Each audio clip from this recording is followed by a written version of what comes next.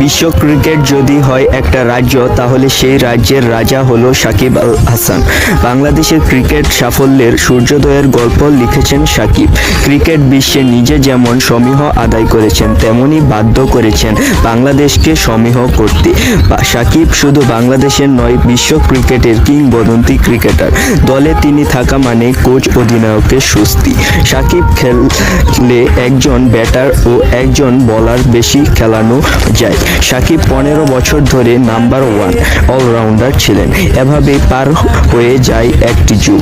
চলছিল সাকিবের রাজকীয় কেরিয়ার, কিন্তু সাকিবের রাজকীয় কেরিয়ারের জন্য কাল হয়ে আসে রাজনীতিতে জড়ানো।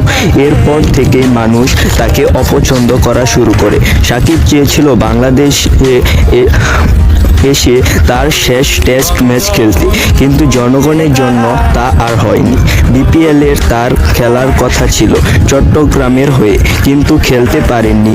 এখন সাকিব চ্যাম্পিয়ন্স ট্রফিতে খেলতে পারবে কিনা তা নিয়েই থাকছে অনেক প্রশ্ন।